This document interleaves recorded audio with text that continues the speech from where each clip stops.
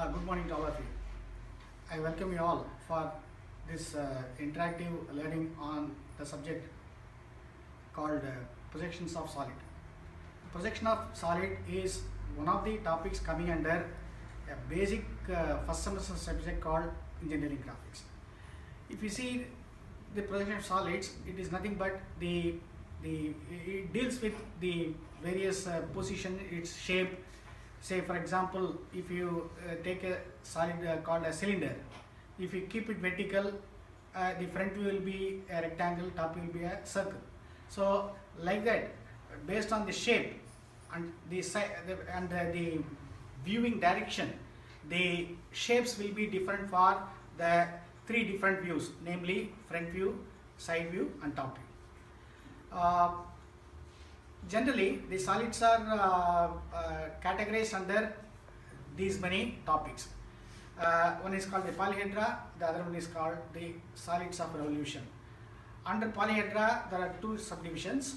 They are regular polyhedra and other polyhedra. Under regular polyhedra, there exist in the world only 5 different polyhedras. One, tetrahedron. Second, hexahedron, otherwise it is called cube. Third, octahedron. Fourth, dodecahedron. And 5, the icosahedron.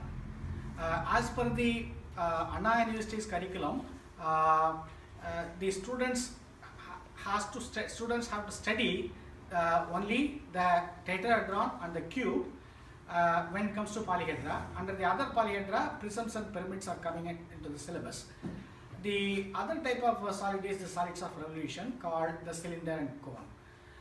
Cylinder, cone and sphere. So we'll straight away go to the subject.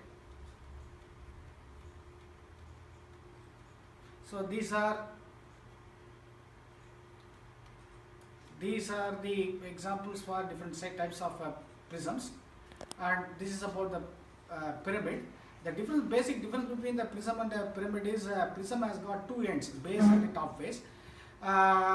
If you take about the pyramid, it has only base. The top portion is an apex, a tip or a point. So it's a triangular pyramid, square pyramid, pentagonal pyramid, hexagonal pyramid, and so on and so forth. Solids of revolution means if you sweep a plane or a planar profile about one of its edges or about an axis, then that solid comes under the category called the solids of revolution. Cylinder, if you revolve a rectangle about its one of the edges, you will get a cylinder. A rectangle triangle, if you revolve about an edge other than the plane diagonal, you will get a cone. The sphere, if you revolve a semicircle, you will get a sphere. So this is a cylinder, cone, sphere. Then we'll see one problem straight away. See, generally, as per the engineering curriculum, the questions will be asked based on either the axis inclination of the axis or the inclination of base. So this is one example called the axis perpendicular to HP and parallel to VP. All the solids are assumed to be right angular solid unless and otherwise specified. That means the term called the right regular solid means the base and the axis are mutually perpendicular. If it is so, then only it is called a regular solid. Otherwise, it should be called an oblique solid. So let us take one example. Okay, a triangular prism of base side 30 mm, axis 70 mm long, rests on HP on its base such that one of the base edges is parallel to VP and the opposite corner is near to the VP. So draw the plan and elevation. Draw the top view and front view. So first, this is the three-dimensional vision of this particular solid. So for this position and for this particular solid, we are supposed to draw the front view and the side view in this plane. So the front view will appear in the vertical plane and the top view will appear in the horizontal plane. I will just go through quickly because in this 15 minutes talk I am not in a push. I am not able to explain fully about how to crack or solve this particular problem. But say already you have seen from the top, the triangular shape one can see. So this is the top view, and this is the front view. Here I just want to highlight one more point.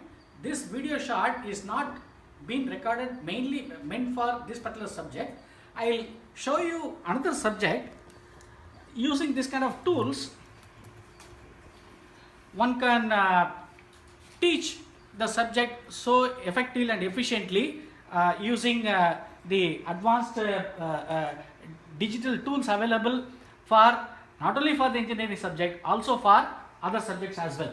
So this is one snapshot for the another subject called engineering mathematics, meant for the first year students. So here we have developed a software that will project, that will show the solution in step by step. Suppose if there is any doubt for a student, they can always go back and forth. So this is one snapshot for the technology that we developed for the subject called engineering mathematics. So the same way, the same technology can be used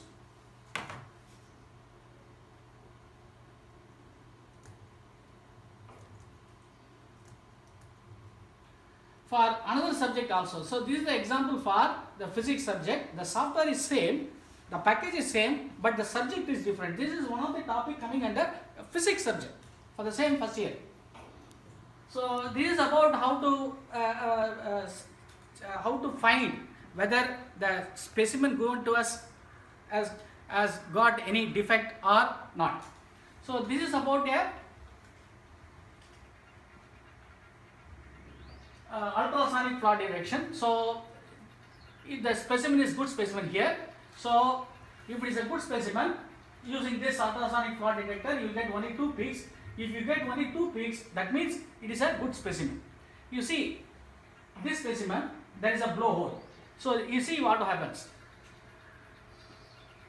You get the 3 pulses. So if you get the intermediate pulse, that means the specimen has got some defect. So what I am going to tell you is, see, we have software tools not only to teach one particular subject. The tool is the technology is common, but the same technology can be utilized for subjects like engineering graphics, mathematics, physics, chemistry, or any other subject that they come across right from the first semester to 8th semester. Thank you.